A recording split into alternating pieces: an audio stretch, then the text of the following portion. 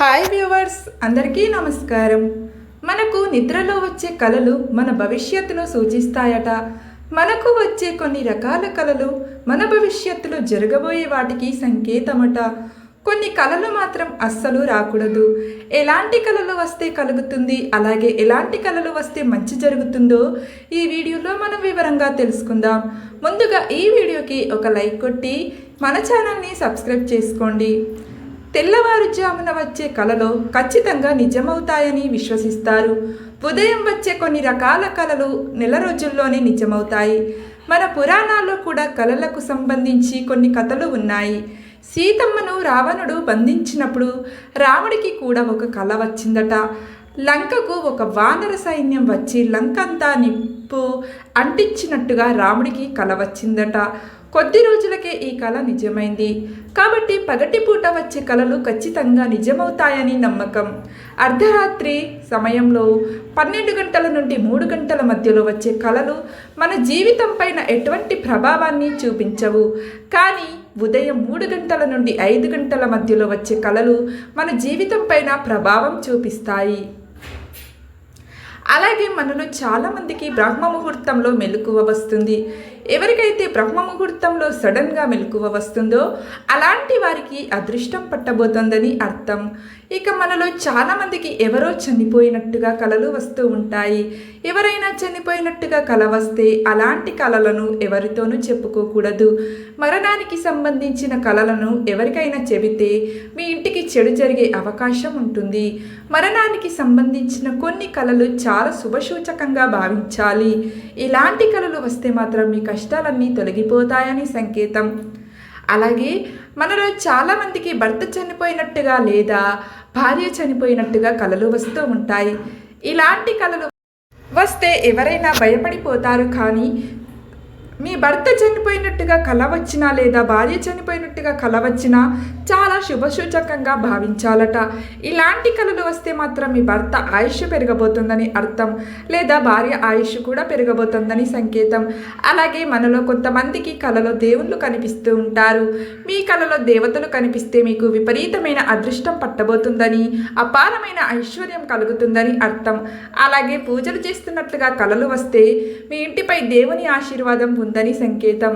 ఇక మనలో చాలా మందికి కలలో పాములు కనిపిస్తూ ఉంటాయి. కలలో పాములు కనిపిస్తే చాలా అదృష్టంగా భావించాలి. ఇక మీ కష్టాలన్నీ తీరిపోయి మీకు అదృష్టం పట్టబోతుందని ఒక శుభసూచకం. ఒకవేళ మీరు పామును చంపినట్టుగా కల వస్తే మీకు కష్టాలు రాబోతున్నాయని అర్థం. మీ కలలో బంగారం కనిపిస్తే మీకు మంచి రోజులు రాబోతున్నాయని అర్థం. ఇలాంటి కలలు కూడా ఎవరితోనూ చెప్పకూడదు. బంగారం అంటేనే లక్ష్మీదేవి స్వరూపం కాబట్టి మీ కలలో బంగారం కనిపిస్తే మీ ఇంటి సంపద రెట్టింపు కాబోతుందని అర్థం. ఎవరైనా ఏడుస్తున్నట్లుగా కలలు వస్తే చాలా శుభసూచకంగా భావించాలట. ఏడుస్తున్నట్లుగా కలలు వస్తే మీరు త్వరలోనే ధనవంతులు కాబోతున్నారని అర్థం. ఇక చావుకు సంబంధించి కొన్ని అరిష్ట కలలు కూడా ఉంటాయి. మీ కలలో ఆత్మహత్యలు కనిపిస్తే చాలా అరిష్టంగా భావించాలి. ఆత్మహత్యలు చేసుకున్నట్లుగా కలలో వస్తే మీకు కష్టాలు రాబోతున్నాయని అర్థం. ఆర్థిక ఇబ్బందుల్లో పడబోతున్నారని అర్థం. మన ఇంట్లో ఎవరైనా చనిపోయినప్పుడు చనిపోయిన వారి బంగారాన్ని మనం ధరించకూడదు. మరణించిన వ్యక్తి బంగారాన్ని ధరిస్తే వారి ఆత్మ మీకు ఆవహిస్తుందట. కాబట్టి ఆ బంగారంతో కొత్త నగలను చేయించుకోండి. అలాగే ఒక్కోసారి మన కలలో దయ్యాలు కనిపిస్తూ ఉంటాయి. కలలో దయ్యాలు కనిపిస్తే మీకు సమస్యలు రాబోతున్నాయని అర్థం. ఇలాంటి పీడకలలు బాగా ఎక్కువగా వస్తుంటే మీ దిండు కింద 2 లవంగాలను పెట్టుకొని నిద్రపోండి. ఎలాంటి పీడకలలు రాకుండా ఉంటాయి.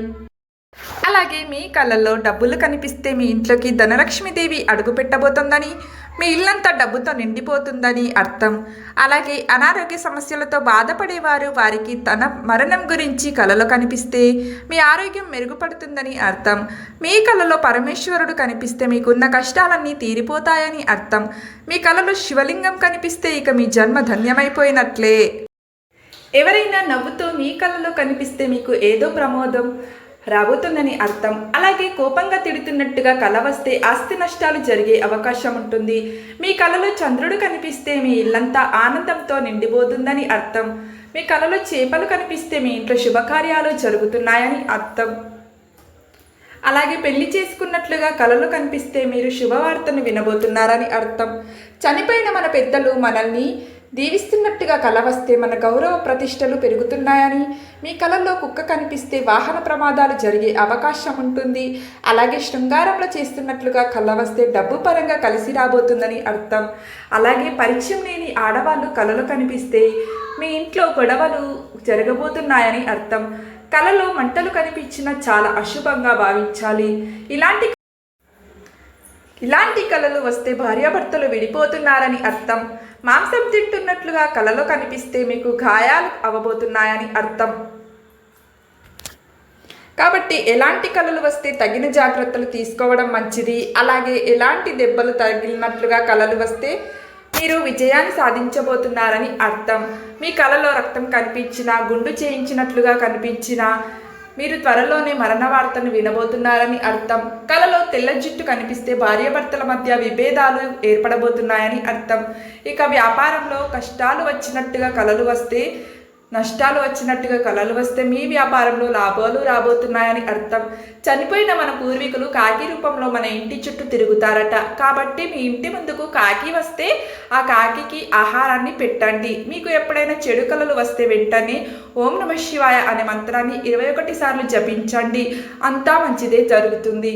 ఫ్రెండ్స్, మా వీడియో కనుక మీకు నచ్చినట్లయితే ఒక లైక్ కొట్టి షేర్ చేసి ఓం నమః శివాయ అని చిన్న కామెంట్ పెట్టండి. అలాగే మా ఛానల్ని సబ్స్క్రైబ్ చేసుకోవడం మాత్రం మర్చిపోకండి. ధన్యవాదములు.